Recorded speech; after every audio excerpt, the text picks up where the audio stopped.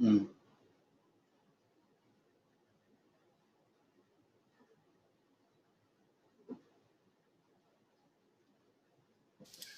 It promises to be an exciting time, and I am sure that the Prof is ready, as always, to deal with some of the questions that you're going to have for him tonight. Now, as is our pattern, what we're going to start with is some of the questions from last week that we were not able to complete, and some of the remarks that came in the course of the week. We're going to respond to some of those, and then we move into the new topics today. And as we put on the different social media platforms, we're going to be talking about Mali. We're going to be talking about the Democratic National Convention going out there, and many more topics that are of interest. They're current, and they're things that we're going to want to hear the professor's views on. Prof, you are welcome again to the show this evening. Thank you for being here. Thank you for having me. All right. So we have a question that came in on Facebook or on YouTube. This one was YouTube. And in this person's view, they have said that the UN was set up as an organization for Eurocentric domination of the globe. Africa has been calling for reforms, which have mostly been unanswered. This lack of response can be seen in the absence of an African nation in the UN Security Council. These global institutions, including the World Bank and the IMF, have contributed to the impoverishment of African countries. Africa needs Trump to continue his destabilization of the international order, for only through this can newer powers emerge, including Nigeria. And the question for you is this, Prof. Do you recognize these institutions as those that have contributed to the impoverishment of Africa? And do we need major reforms? What's in this person's words he has referred to as major destabilization by the US for medium power nations to emerge? Well, I'm not a disciple of destabilization politics. In fact, I have often come out quite openly to condemn international destabilization politics. The question is based, I'm sorry to say, on misinformation. He is quite right that there is an underrepresentation of African countries, and not just African countries, of developing countries in a lot of international institutions. And the reason for this, there are two reasons. One is a factor of history. These institutions were set up at the end of the Second World War, when a lot of developing countries, definitely a lot of African countries, were still colonies of the global powers. The United Kingdom, France, Portugal, Spain. And there's no way that they would have been regarded as independent actors within these international institutions. Secondly, and this has been recognized by the superpowers themselves, that the structure of international institutions need to be reorganized. They need to be restructured to more effectively reflect the contribution of uh, medium power countries who have contributed effectively to the security functions of at least the United Nations through the peacekeeping operations. What has prevented this restructuring taking place has not been the activities or the opposition by the United States. It has been the inability of regional countries or regional continents or regional organizations themselves to agree among themselves as to who will represent them in these international institutions. They've agreed on restructuring the Security Council of the United Nations, but Africa has not agreed amongst themselves as to who will occupy the two positions which, by and large, have been agreed will be given to Africa. Now, Africa is not the only culprit here. Asia is the same thing. Asia has not been able to agree among themselves as to which countries will represent Asia. There are deep and enormous cultural, political, and strategic factors at play in picking who will represent them.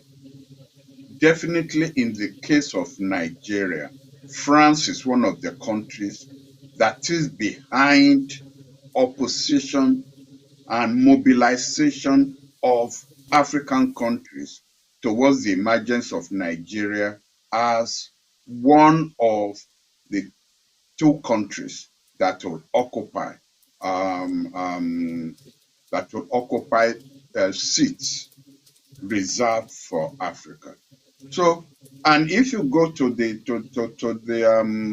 World Bank and the IMF, you will find the same things at play. I do agree that reserving the presidency of the World Bank for the United States, reserving the presidency of the IMF, the International Monetary Fund, for France are relics of the Second World War, and they need to be done away with.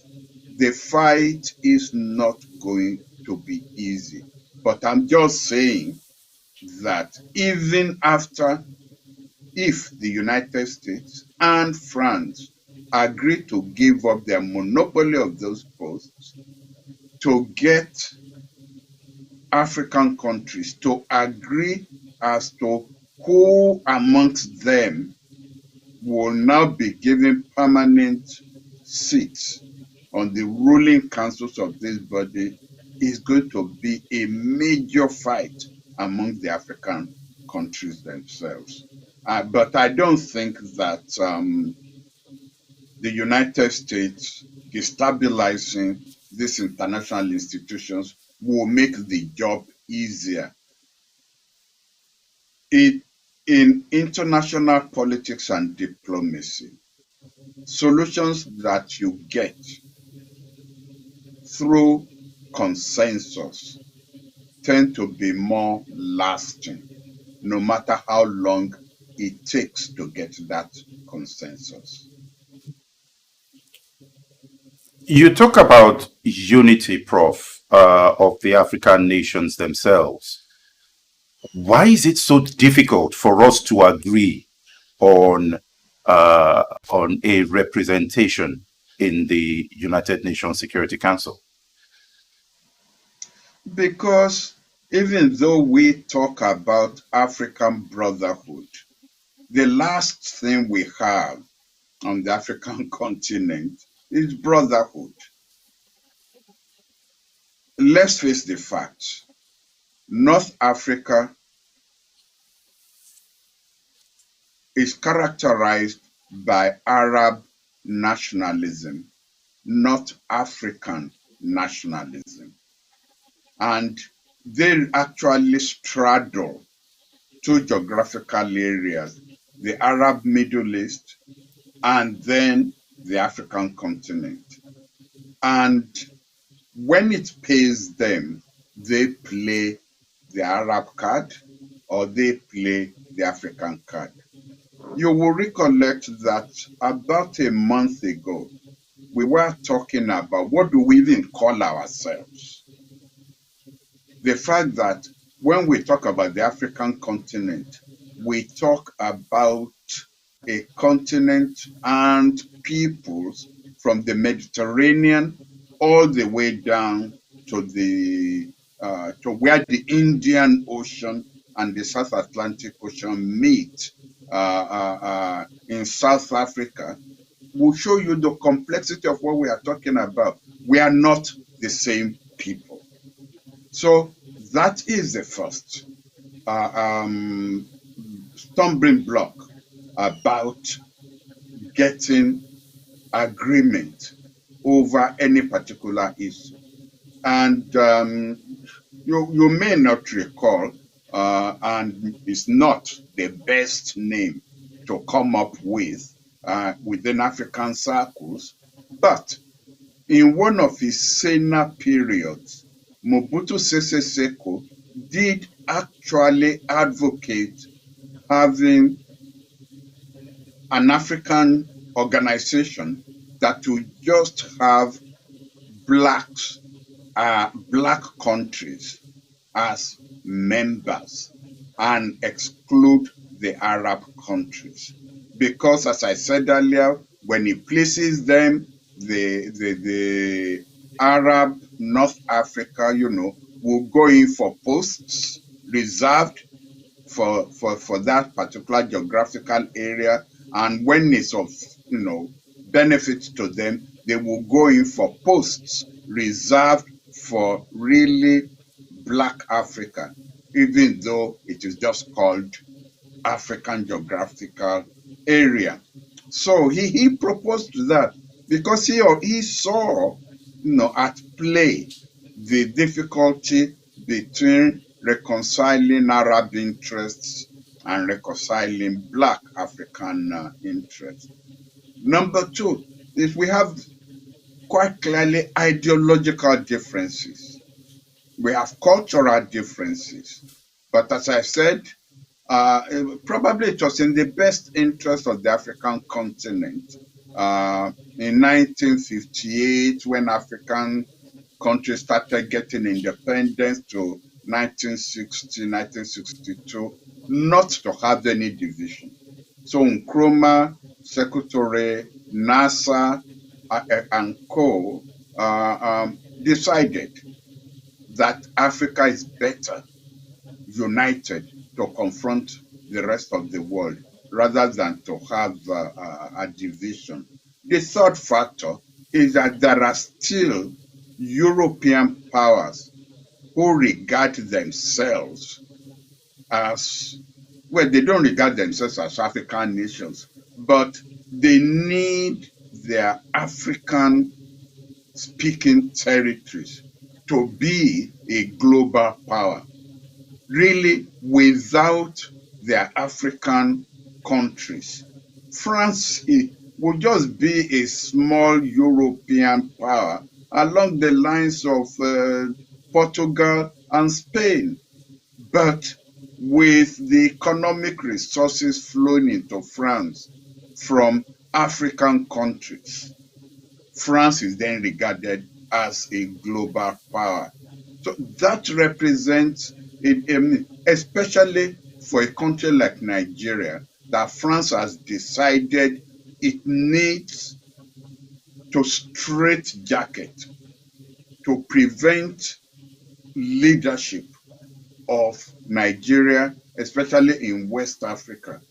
So those are the factors that prevent unity of purpose, unity of aspirations, and what have you. Thank you for that, Prof. While we're still talking about Africa, the African Union, we had the news this week about the coup in Mali.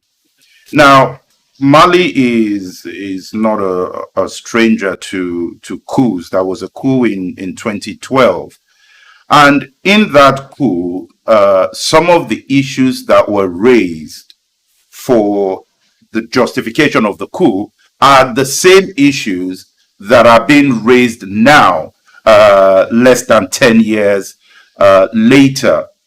And first of all, Prof, how do you react to this news? I must say that I was expecting it.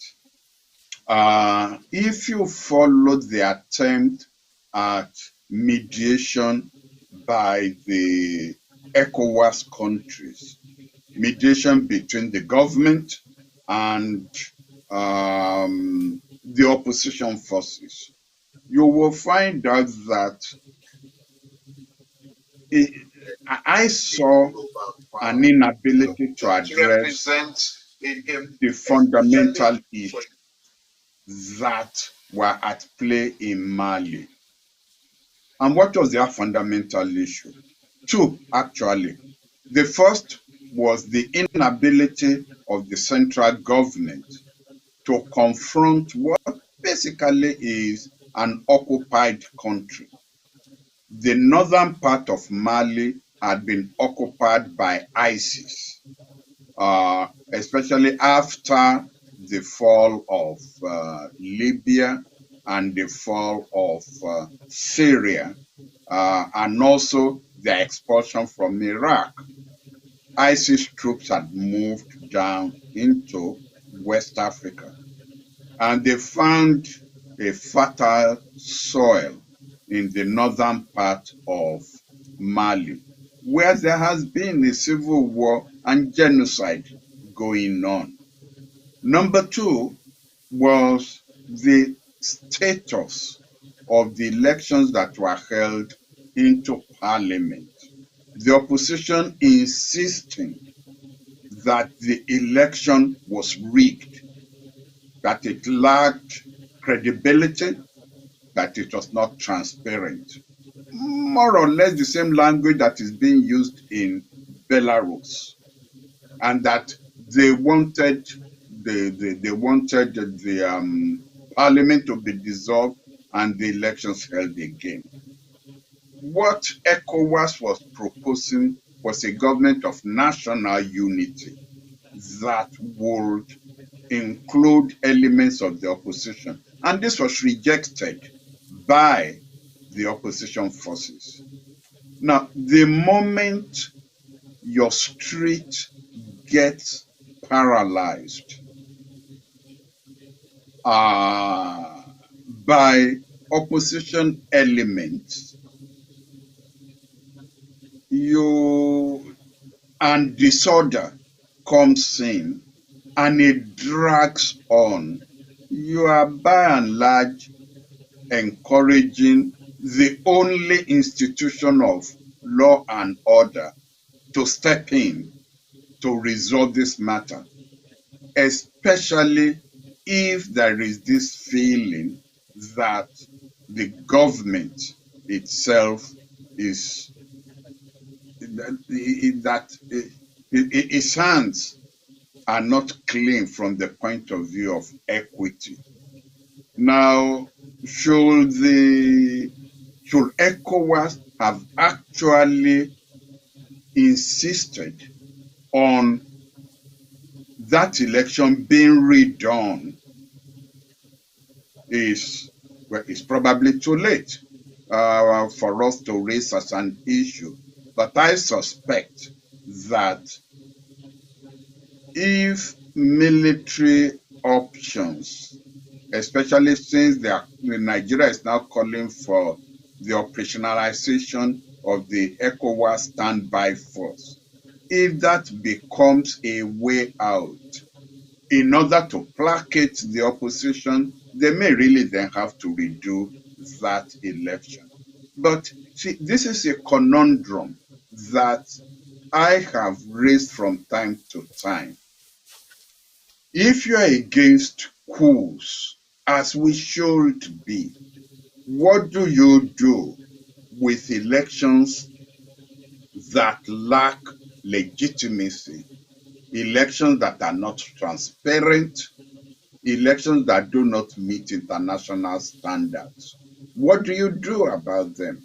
Right now, the pendulum has swung on the side of maintaining the status quo, supporting the government of the day, voting for what I will call the status quo processes rather than equity. The whole world has condemned the coup because it is out of fashion.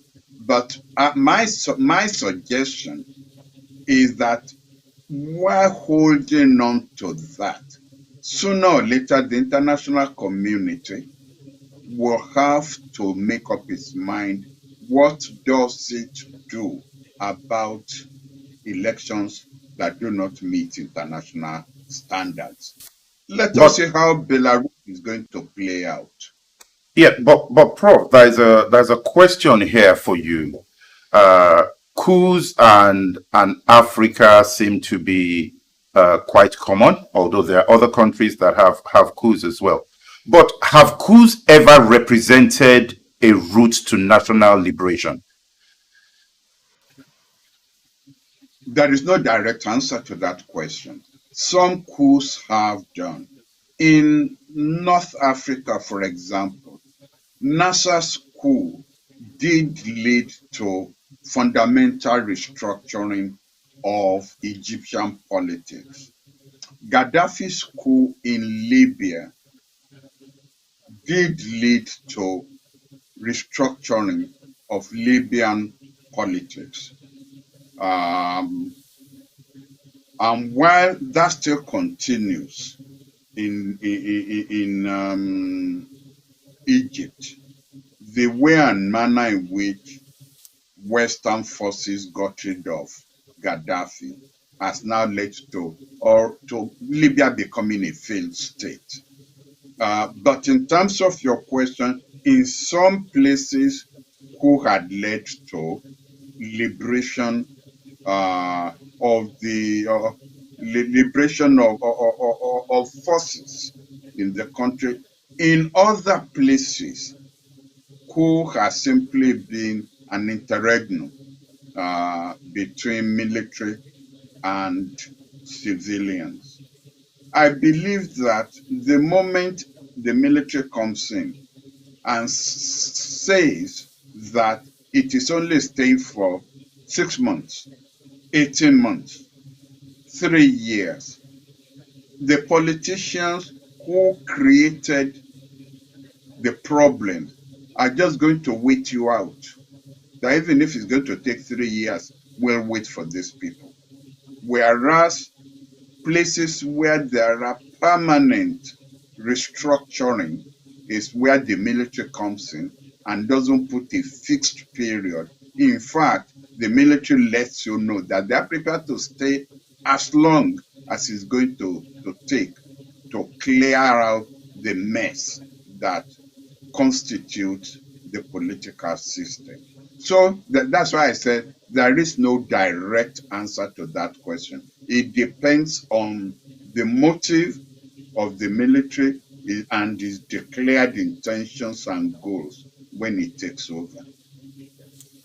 Okay, while still on this line, there's a question that has come up here that talked about uh, what they have referred to as radical foreign policy and whether or not such policies thrive better under military rule than they would in a democratic setting.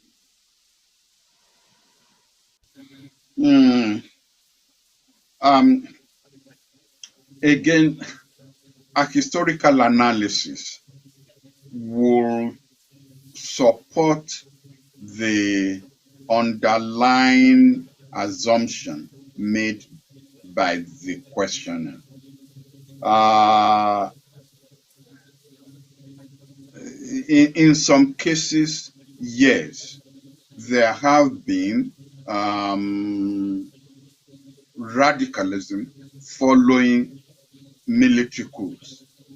But in some countries, like the coup in Ghana in 66, in fact, the military reversed the radicalism of Kwame Nkrumah.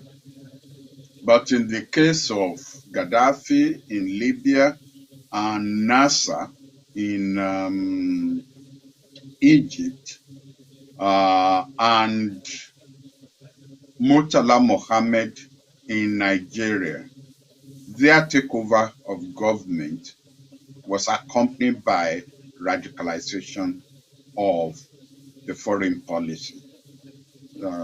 But there have, as I said, there have been other cases in Ghana where Nkrumah's radical policies were reversed. So it's six of this, half a dozen of that. There is no direct correlation between the two. Okay. Now, there's a question here in relation to a point that we answered earlier about why Africa has not been able to work together and unite to get that seat on the Security Council. Now, you've spoken to that, but someone has a question here on YouTube where they're saying, Europeans are also people who also have diverse culture, yet they are able to work together under the European Union to challenge America. Why are Africans unable to present a common front to confront common challenges? Is there something embedded in our culture here that means that in Africa we are less able to do it than the guys in Europe? No. I mean, the answer really is very direct and straightforward. I cannot see, although it happened at the end of the Second World War, when Europe was trying to get back on its feet, the CIA did intervene in Italian politics when it looked like the Communist Party and radical forces were going to come to power. The CIA made sure it organized an anti-communist, operation there. And that is what happens in African countries. We are a continent that has never been left alone. I am not defending, because I don't want it to sound like, wait a minute, you've been independent for 30 years, 60 years, and you are still talking about external influence. But that is the truth. If you look at the Senator Churchill's Senate report in the United States, it details the CIA intervention, not just in Africa, but in Latin America as well. But it was the CIA that organized the coup against Lumumba in the Congo. And the Congo has not been left alone because of its resources. The French organized the coup against Sylvanus Olympio in either 62 or 64, I don't remember now, and got him assassinated and got a regime led by a Togolese who has served as a sergeant in the French forces during the Second World War as president, and he stayed down there until he died, and his son is still the president there. So we've never been left alone. There's sufficient data. If you read the books by Stockman, the CIA guy, on intervention in African politics by various means. And that is why we have never been able to, the moment the West sees an African leader that is becoming too militant, is starting to show the capability to bring African sentiments together, they will organize the coup against him. And there are enough, there are enough elements within each army in an African country that you could buy over to do your bidding. There's another question here on YouTube that talks about where do you draw the line between having international organizations coming to monitor elections and interference in those electoral processes? Well, the line is the line is very fluid, obviously. But given the history of persecution in Africa by state African leaders, and given the capacity to interfere with the process of electioneering, I myself believe that we do need international monitoring of these elections. What the difficulty is that between monitoring pre-election and interfering is a very, very thin line. And I have been quite irritated by the activities, not of the monitoring forces, but of the embassies in Africa, openly going around and really indicating how they think that the electorate should vote. It's one thing to monitor, it's another thing to become an advocate of a particular political party or particular personnel in a forthcoming election. The actual monitoring activities during the election, I think by and large, it has credibility. I myself have taken part in a few monitoring activities, and we have never intervened. I did in the presidential election in Gambia. I did in the election that led to the independence of Zimbabwe, and we were not given any mandate to interfere. But our very presence at polling booths, I would say, moderated any attempt by electoral officers to interfere or to disrupt electoral activities. So the actual monitoring is led to credibility. The report that is then written after the elections really leads to nothing. Because even after you say that this election is not free and fair, it doesn't have credibility and so on, so what? You go home and the government that claims victory gets on with his job and leaves it to the Supreme Court, the ultimate authority to either uphold or order re-elections. And again, you will recall that on this very program, we talked about the activity of the Malawi Supreme Court and the Kenya Supreme Court that actually ordered new elections, presidential elections. In other countries where they just tended, even if it's by a split vote, to uphold the elections that had taking place. So I will say that I am still in favor of the activities of the monitoring organizations. It is the activities of the embassies that need to be curtailed. They cross the line.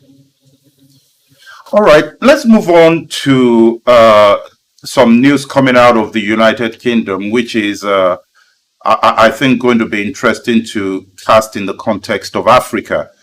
And it is this: in 2018, there was a study that was done by the Public Standards Committee that found that over 119 MPs had an annual income of about 3.3 million from second jobs.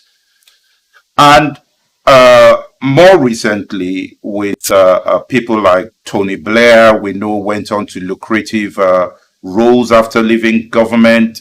We know that George Osborne went on to become the editor of one of the national dailies, as well as take on some other roles in the private sector. And the point here is this: number one, what kind of role should ex-government officials play if they cannot return to the private sector? And then secondly, is also looking at the fact that does their returning to private sector raise issues of national security? Well, I don't know what are the alternatives to they are going into the private sector. I have it's been very obvious to me that the private sector has created an avenue for former government officials, whether civil servants or ministers, to have a life after office that insulates them from foreign intelligence recruitment. That's number one.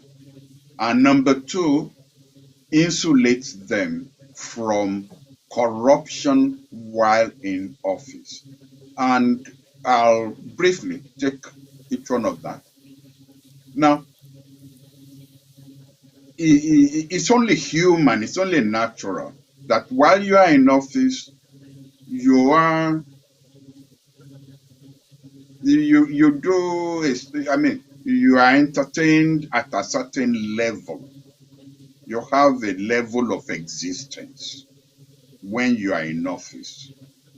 Now, if after you leave office, your standard of living crashes, then you become susceptible to foreign intelligence agencies who may now wish to cash in by offering you stipends as consultants, as advisors, or whatever term diplomatically that may be used.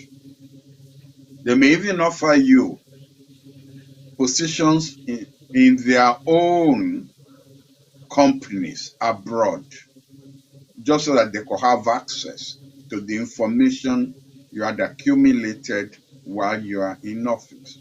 But when you have an alternative in your own country of being engaged by your own companies, your own national companies, again, either as advisors or as consultants, then you could easily resist that attempt coming from abroad.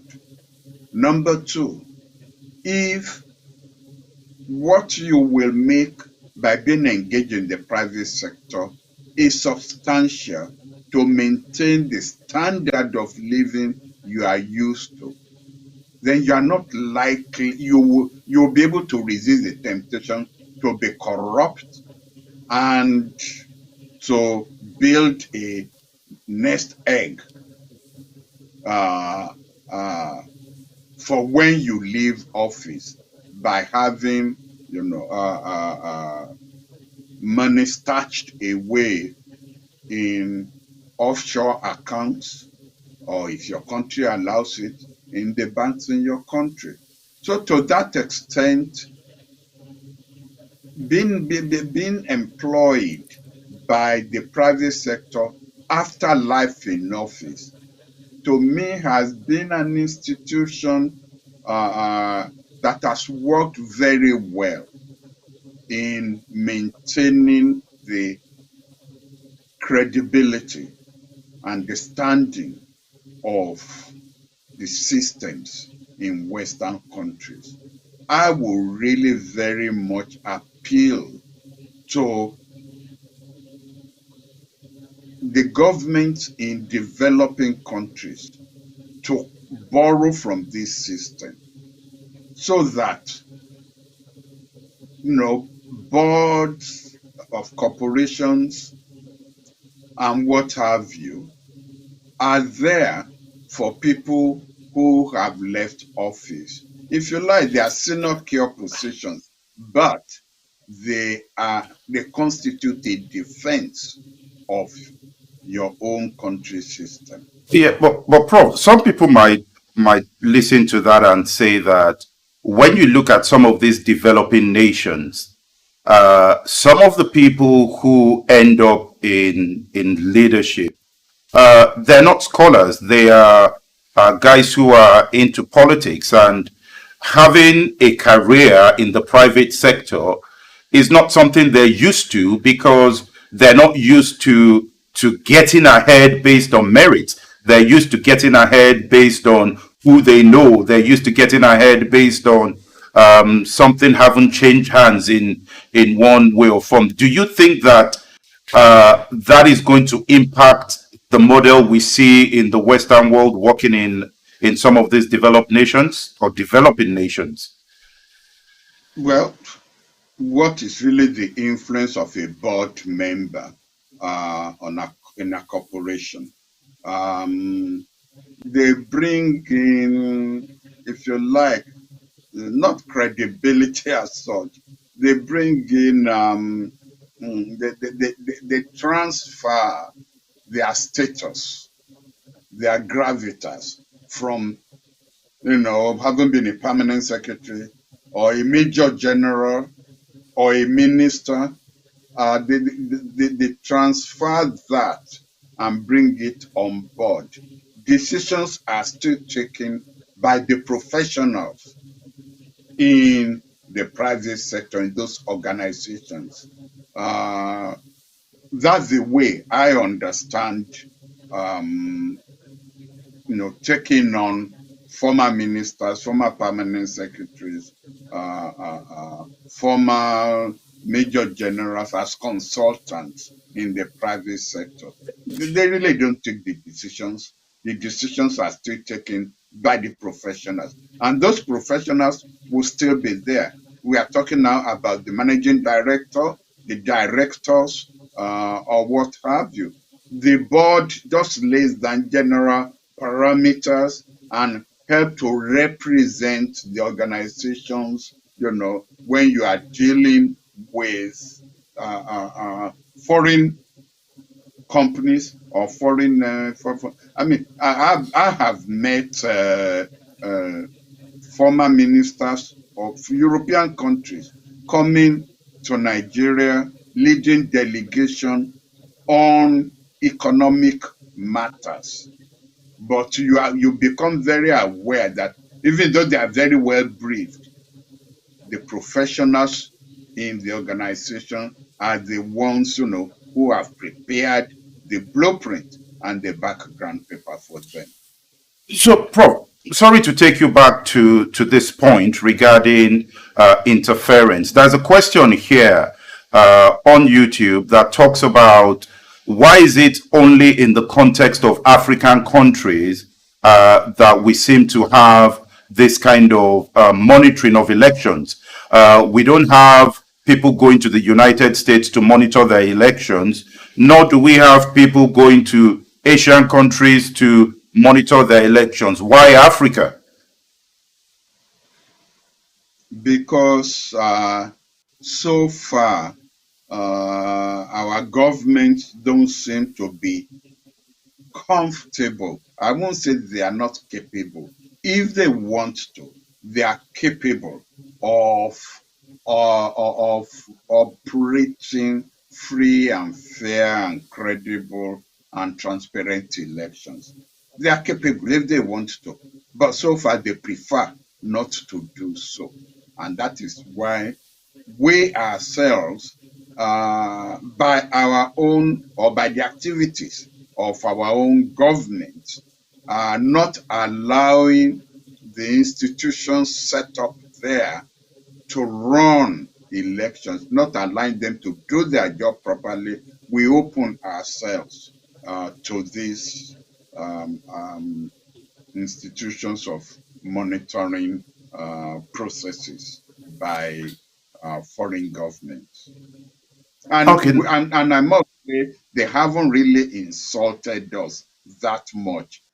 The President Carter had been head of a delegation from the United States monitoring election in Nigeria. As I said, well, as a former foreign minister, I have been part of a delegation monitoring election in Zimbabwe, and I've headed, monitoring election in Gambia. Uh, various African heads of states have been involved, especially on African Union and ECOWAS monitoring teams. So that has given some credibility and gravitas towards those monitoring systems. But you are quite right, or our questioner is quite right, that why is this why is Africa, the experimental, stage for this new colonial monitoring activities? We invited it on ourselves. Yeah. All right.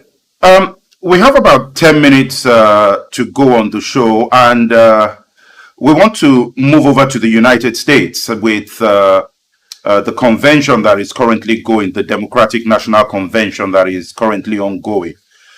We have listened to many speeches, all of which seem in some way or another to have taken aim at President Trump.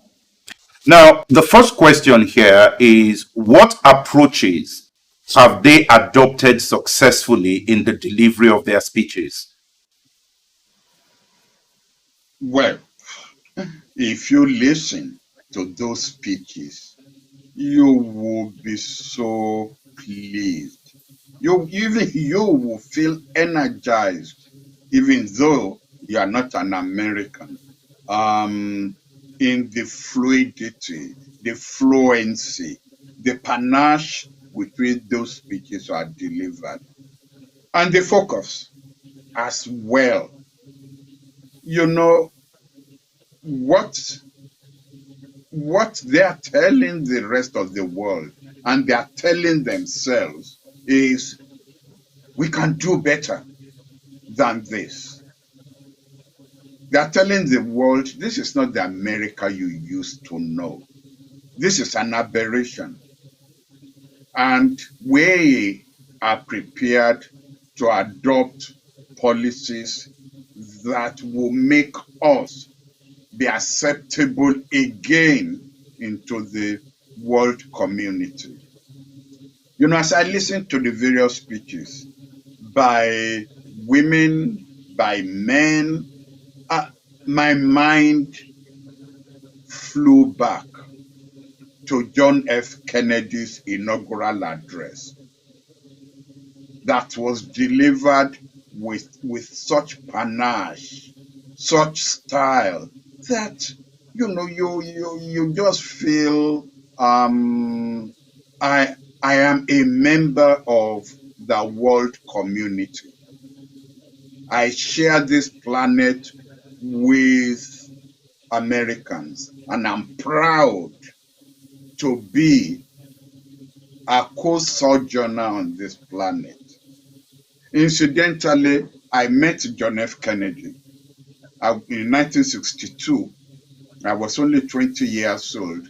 Met him in the White House, on the White House lawn. But then, that's a story for another time. But listening again to Obama, listening to Clinton, listening to Kamala Harris herself, listening to Hillary Clinton, listening to Mrs. Obama, you just feel this is another America. We know they were there, but just listening to them again, I think gives one hope that this is not the end of the game. From what you've had, Prof, from what you've had, do you think they have done enough to start to swing the minds of people who would not normally have voted Democrats to vote for Democrats? Oh yes, you will notice that there were Republicans who have stuck their neck out, stepped out of the bubble, and are openly campaigning for Biden and Harris. That to me, some of them call themselves, the Lincoln for Biden and Harris, the Lincoln for the Democrats, because President Lincoln still represents in American mythology the Republican Party of hope. And they've come out, they've given themselves labels, and they're openly campaigning for Biden and Harris. So yes, I think they have done so. And as I said in the last week, when you raised this issue, simply look at the amount of donation that has been collected by that team. Having said so, I must, however, issue a word of caution. I have been surprised and maybe depressed by the way the polls have narrowed, that there will still be 46% of Americans who will still be prepared to vote, according to the latest polls, to vote for Trump. I have felt depressed because I thought the gap was going to be so wide, because the differences between Trump and Biden, the differences are so obvious. Prof. But now here you are, it's closing. The polls are closing, and that gives me concern. It's on record that President Trump said that the only way they would lose the election is if the election is rigged. Does that raise major concerns coming from America? He will say so, wouldn't he? That's the only thing he knows how to do. I don't think that President Trump has ever done an honest day's job in his life. Read the books written by members of his family, written by people who have worked for him. Listen to the come off it. Even today, just shortly before we came on, remember, I can't remember his name now, was arrested for money laundering. This fellow who he gave an appointment to in the White House, and then later on had to ask him to go. That man was even too much of a lunatic even for Trump. And the man came around Europe trying to whip up, right-wing movements in Lagos. Is it Brandon? Or I can't remember the name. Was arrested today for money laundering. These are the people this guy has surrounded himself with. So I'm not surprised that he will come up with any, it's like, somebody who is cheating, accusing other people of cheating. I'm not surprised. There's some people who believe that it is in the interest of Africa that Trump wins the election. Do you share that view? I am sticking out my neck for Biden and Harris. There's no doubt that I have my favorite candidates amongst the Democrats who ran in the primaries. But nevertheless, I stick out my neck for Biden and Harris.